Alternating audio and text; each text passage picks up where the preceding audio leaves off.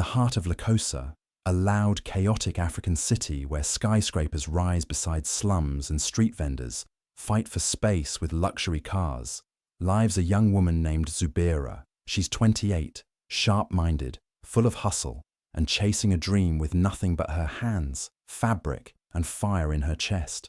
By day, she sells handmade dresses through local shops and Instagram DMs. By night, she sketches designs under the dim light of a flickering bulb in their tiny one-room apartment. Zubira doesn't have much, but she has talent. She dreams of opening her own fashion house one day, a space where her art can live loud, bold, and beautiful. But that dream feels far away, buried under the weight of her reality. Her husband, Kambe, talks big, but delivers nothing. He's the type who makes promises over cheap beer, saying, "Our breakthrough is coming," while losing borrowed money at poker tables downtown. Unemployed, unreliable, and always looking for shortcuts, Kambe brings more problems than peace. Still, Zubira stays. Maybe out of loyalty, maybe because she still believes in the version of him he pretends to be. But deep inside, a part of her is starting to question, how long can love survive when one person is building and the other is burning it down? In Lekosa, a city where everything can change overnight, that question is about to get answered in the most shocking way. Kambe's problem started with a lie he told himself. Just one more bet, just one more win, and everything would turn around. He didn't tell Zubira when he borrowed money from a notorious city loan shark. He kept it quiet, smiling at home while stress ate him alive in silence. He thought he was clever, that he could flip the money and return it before anyone noticed. But the city doesn't forgive foolish men, especially not the kind who gamble with borrowed time. Within days, he lost every naira. The loan shark wasn't patient. They didn't send texts or reminders. They sent a man with a scar across his cheek and a machete in the trunk of his car. Fear crawled under Kambe's skin. He started looking over his shoulder everywhere he went. He stopped answering unknown numbers. He knew he didn't have long before the loan shark made an example out of him. And when the threat finally came in the form of a voice note saying, "Pay up or bleed," Kambe panicked. He knew he couldn't go to the police. This was Lekosa, where the streets talk louder than sirens, and money bends justice. In his desperation, he thought of one man, Chief Maduka. Years ago, Kambe had worked briefly for Maduka, cleaning cars in one of his office compounds. He barely lasted 2 months before getting fired for stealing fuel money. But still, Maduka was rich, powerful, and connected. The kind of man who made problems disappear for a price. So Kambe went. He showed up outside Maduka's high-rise, sweating through his shirt and rehearsing his lie. The security tried to push him away, but Maduka spotted him from the window and called him up. Curious, more than concerned, Kambe bowed low when he entered the marble-floored office. "Chief, I just need help. I've made a mistake," he mumbled. Maduka listened, smoking slowly, his sharp eyes locked onto Kambe like a lion watching a twitchy gazelle. When Kambe finished rambling, Maduka didn't yell. He didn't laugh. He simply stood, walked to the window, and said, "You're a foolish man, but I like foolish men. They're easy to deal with." Then, after a long silence, Maduka turned and gave his offer. Cold, calculated, simple. "I need someone like your wife. Zubira, right? I've seen her designs. Very promising. I'm launching a luxury fashion line next month. I need a fresh face, someone with talent. Bring her to me. Let her work under me, full-time, for a while.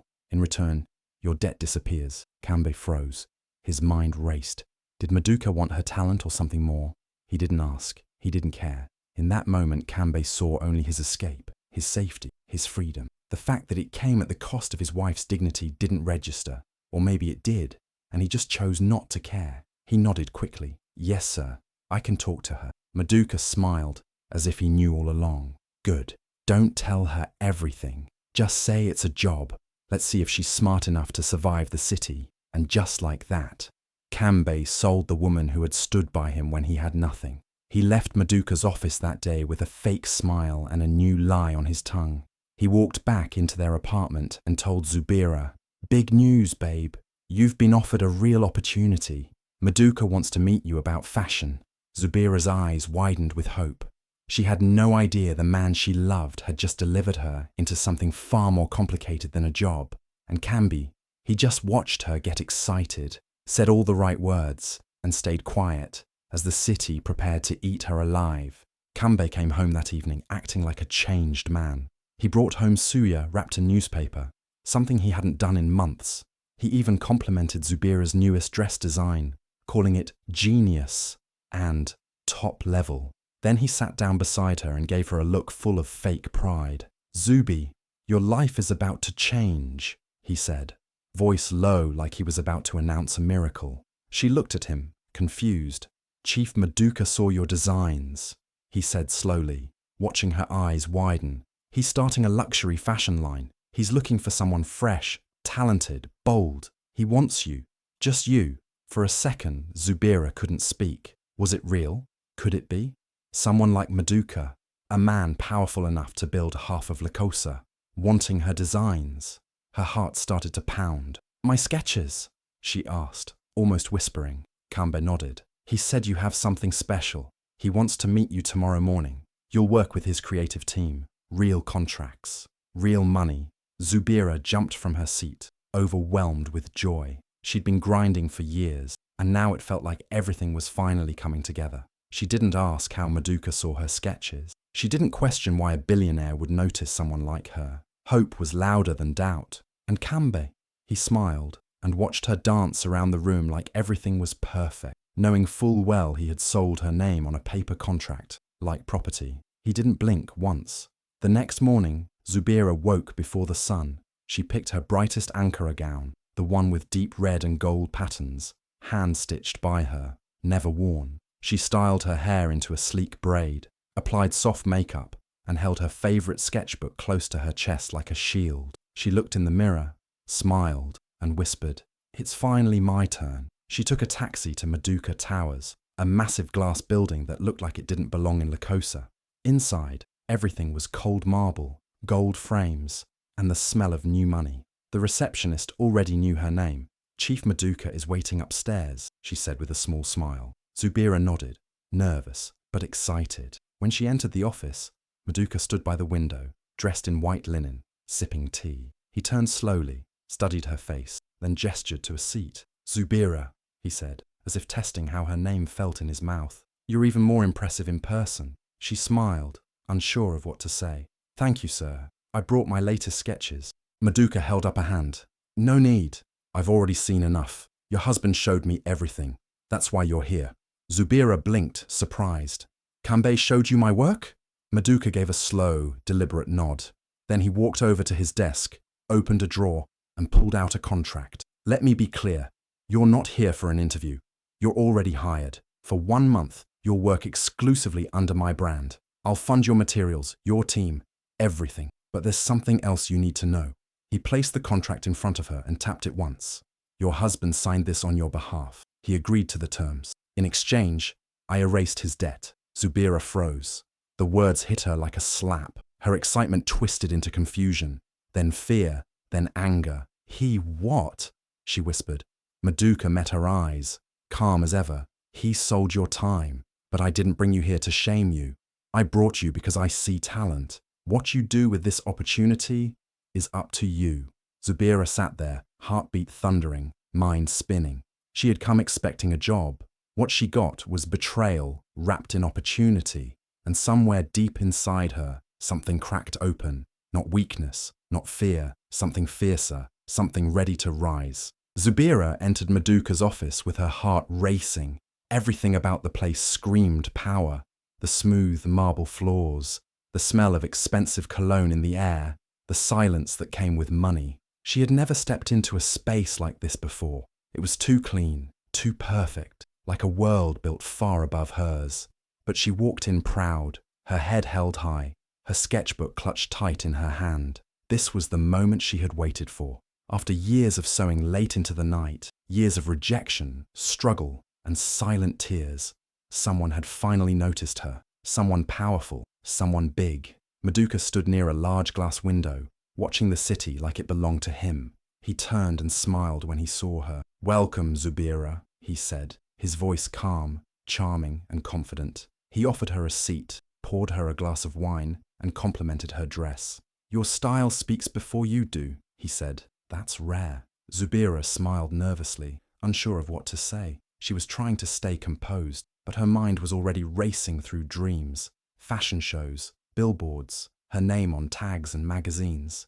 Maybe, finally, her breakthrough had come. Then Maduka placed a thick file on the table, a contract. "This," he said, "is your future. 1 month, all expenses paid. You'll have a full team, a studio, whatever you need. I'm investing in you." Zubira's hands shook slightly as she reached for the papers. But before she could read anything, Maduka sat back and added, almost casually, "Oh, and there's one more thing you should know." He leaned forward. "Your husband, Kambe, he didn't just bring you here out of love. He sold your time to pay off his debts." Zubira's heart dropped. Her hands froze mid-page. "What?" she whispered. Maduka repeated it, this time slower. "Kambe was deep in trouble, owed money to people who don't wait. I cleared it. In return, he signed you over. 1 month of exclusive work under my terms."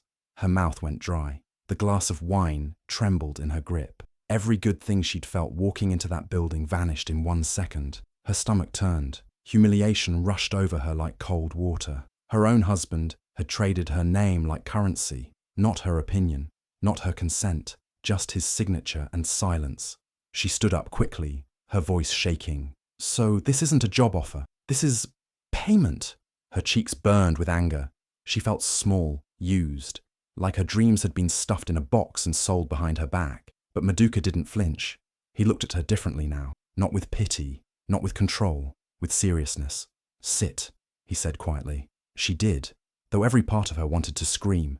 "I didn't bring you here to own you," he said. "I brought you here to free you." Zubira frowned. "Free me?"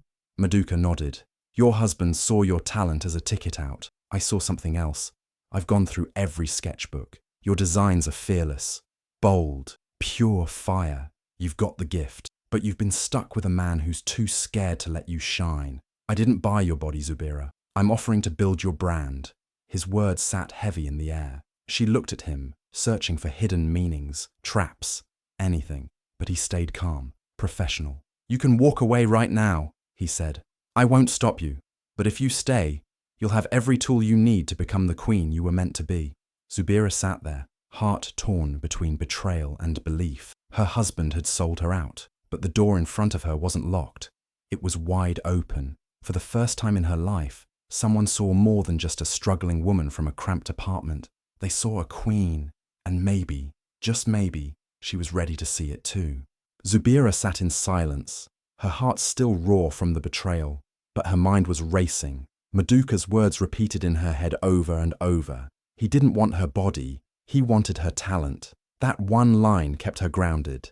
After everything, this man who could have taken advantage of her vulnerability instead offered her something no one ever had, a chance to build something real, something hers. She didn't trust easily, especially not now, but something in Maduka's voice had felt sincere. So, after hours of thinking, she made her decision. The next day, she returned to Maduka Towers. She didn't wear anything fancy, just one of her own handmade dresses, the fabric loud and proud like her spirit. Maduka welcomed her calmly, like he'd been expecting her. "I want to do it," she said, voice firm. "But on my terms." Maduka smiled. "I wouldn't have it any other way." They signed a contract in a room full of lawyers. Zubira made sure every word protected her. No romantic or physical expectations. Full creative control. Ownership of her brand. Maduka would provide the funding, the resources, the space, but not her soul. That belonged only to her. Once the papers were signed, something shifted inside her. She wasn't just a designer anymore. She was a businesswoman, a boss. Maduka gave her a studio space in one of his luxury malls, right between a jewelry store and a tech showroom. He brought in a team, photographers, stylists, tailors, assistants. For the first time, Zubira didn't have to sew every piece by herself or chase down customers for payments. She had structure, she had support, and more than anything, she had freedom to dream out loud. She named the brand Zubira, simple, proud, heron. The first collection dropped within 3 weeks, a blend of modern African elegance with bold colors, sharp cuts, and powerful patterns. It wasn't just fashion, it was a message, a woman reclaiming her voice through fabric. Social media caught on quickly. Influencers started tagging her designs. TikTok creators danced in her dresses. Instagram flooded with photos. People didn't just want to wear her clothes, they wanted to be part of her story. Local magazines began calling her Lekosa's rising fashion queen. Bloggers praised her originality. She got invited to talk shows. Orders started pouring in from across the country. And through it all, Zubira stayed focused. Her sketches were sharper, her ideas bolder. With every outfit sold, she stitched a little more of her independence back together. She didn't hear from Kambi for weeks. Maybe he was ashamed. Maybe he didn't care. But she didn't need him anymore. The version of her that once begged for love and stayed loyal to a man who sold her away, that woman was gone. In her place stood someone new, a woman who had turned betrayal into branding, pain into power. Every morning when she walked into her studio, she touched the gold plate on the glass door that read, Zubira, not to remind herself where she came from, but to remember where she was going. And every stitch, every sale, every spotlight was proof that she was never just a transaction. She was talent, pure, unstoppable talent. And now, the whole city was watching her rise.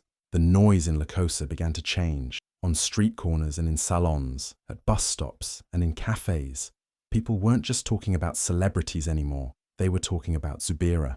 They called her the Needle Queen of Lekosa, a name that started on social media and quickly spread across the city like fire. Everyone wanted to wear her designs. Her face was in magazines, on posters, on screens in mall windows.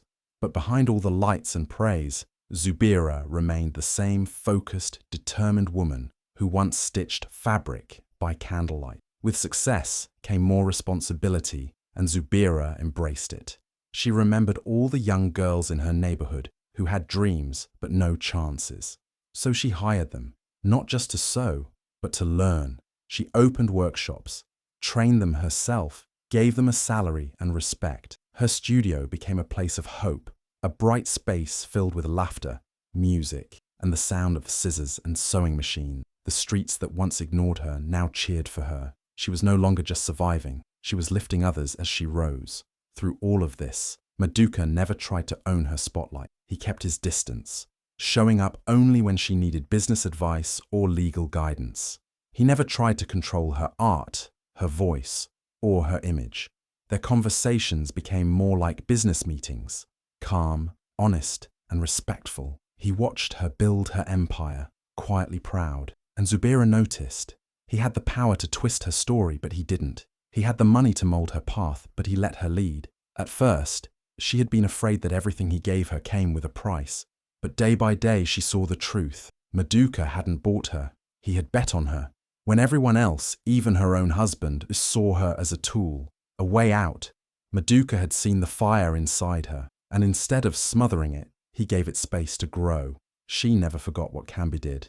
His betrayal was a scar she carried quietly, but she no longer cried over him. There was no time for tears in a life that was now full of purpose. Every design she released, every fashion show she led, every woman she empowered was her way of writing a new story, one where she wasn't just a wife or a victim or a survivor. She was a leader, a queen with her own throne. And as Lekosa's skyline glowed each night, somewhere in the heart of the city, the doors of Zubira stayed open.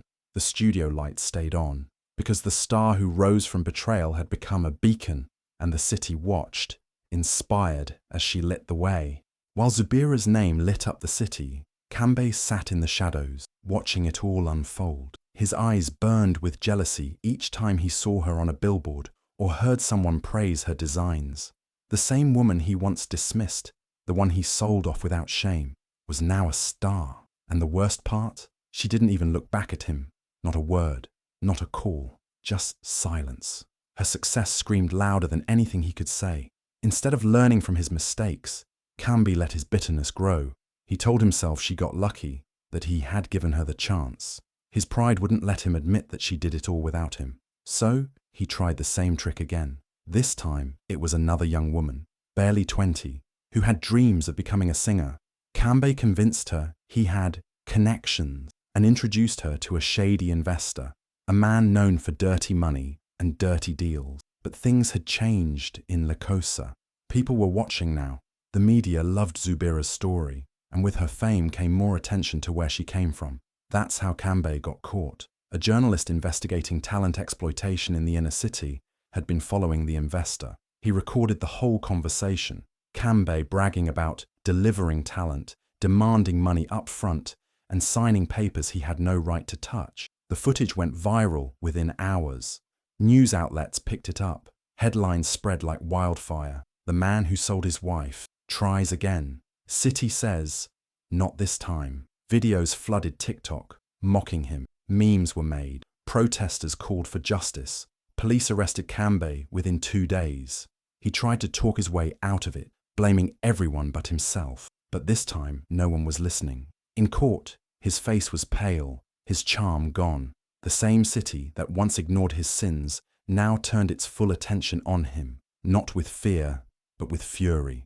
Zubira stayed quiet. She didn't need to speak. Her silence was louder than his downfall. She never showed up at court, never gave a statement. Her energy was focused forward, not backward. Kambe became a symbol, not of power, but of failure. A man who had everything and lost it by trying to cheat the system one too many times. The same system he once used to silence others now held him accountable. And this time, the whole city was watching.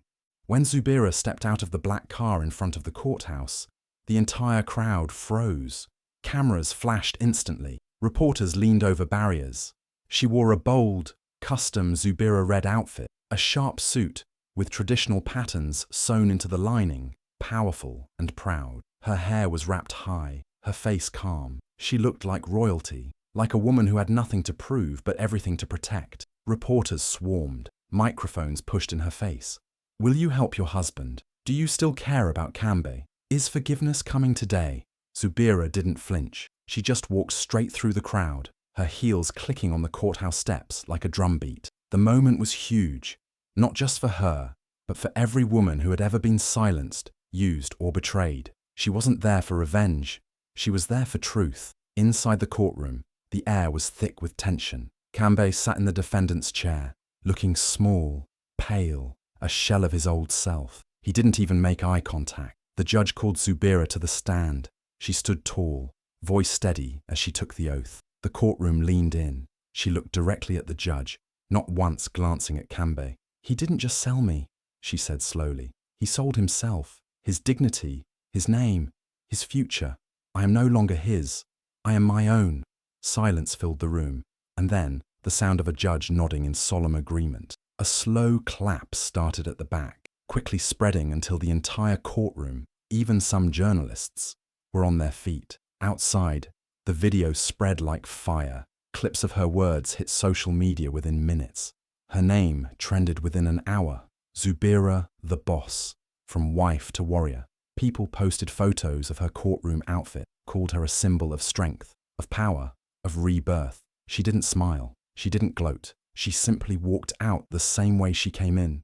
Strong, focused, unshaken. That day, Zubira didn't just win a courtroom. She won hearts. She became more than a designer, more than a headline. She became a movement. Zubira didn't stop after the court. Her fight was never just personal. It was bigger than that. She knew her story was not rare. So many women in Lekosa were trapped like she once was, stuck in silence, controlled by money, marriage, or fear. That's why she used her rising fame for something more. She opened the Needle and Shield, a warm, modern centre in the heart of the city, built for women needing a fresh start. The centre wasn't just a shelter. It was a lifeline. There were workshops on sewing, fashion design, tech, business skills, and even emotional healing. Women came through those doors broken and left bold. They stitched their pain into power, learned to make money, tell their stories, and walk away from what hurt them. Zubira visited often, not as a celebrity, as a sister who understood.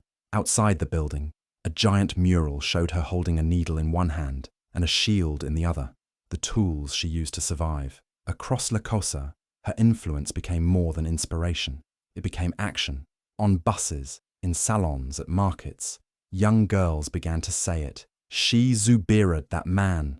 The phrase meant more than leaving a bad relationship. It meant building something after it. It meant walking through fire and coming out shining. Teachers used her story in classrooms. Radio hosts shared her quotes. Her name wasn't just a name anymore. It was a movement. Her billboard, now standing tall in Lekosa's skyline, was impossible to miss. It showed her in her signature red, eyes forward, no smile, just strength. Written under her face, "You own your story. Start today." From the slums to the suburbs, Zubira's journey became a blueprint. She didn't just survive, she built. She didn't just heal, she helped others heal. And now, her name didn't belong to one woman. It belonged to every woman who refused to be silent, every girl who dared to dream, and every soul brave enough to start again. Zubira had become more than a designer, more than a name. She had become a movement, and Lekosa would never be the same. As time passed, the light stayed on Zubira, but not everyone stayed in the frame. Chief Maduka, the man who once made the bold bet on her, quietly stepped away. He never asked for credit, never tried to ride her success. What no one knew was that years ago, he had owed a silent debt to Zubira's late father, a debt he repaid by giving Zubira the one thing no one else did: belief. Now that debt was fulfilled, and Maduka vanished into the background, letting her shine alone, Zubira no longer lived in cramped corners. She had her own sleek apartment now, floor-to-ceiling windows, warm light, and sketches scattered across every surface. Her team of young designers, stylists, and creatives buzzed around her, building a fashion empire with African roots and a fearless heart. The girl who once stitched dresses by hand now had her name stitched into the future. Lekosa had changed too. The billboards, the fashion shows, the streets. They no longer worshipped men like Kambe. Now, they looked up to women like Zubira. She wasn't just a name, she was a shift, a signal that the era of silent suffering was over, that talent, when trusted, could burn down any limit. People whispered her story everywhere, not just as gossip, but as legend. She was sold, they said, shaking their heads in disbelief, but she flipped the price and became priceless. Taxi drivers told it, teachers used it in class, young girls repeated it like a mantra. Even street vendors smiled when they saw her face, saying, "That's our queen." Zubira didn't need to scream her legacy. It was in every woman she helped, every stitch, every speech, every safe space she opened. She became more than a survivor. She became a symbol, a flame that kept burning, not out of rage, but out of purpose. Her story was no longer just hers. It belonged to Lekosa, and it would be told long after she was gone, not as a tragedy, but as a triumph written in fire.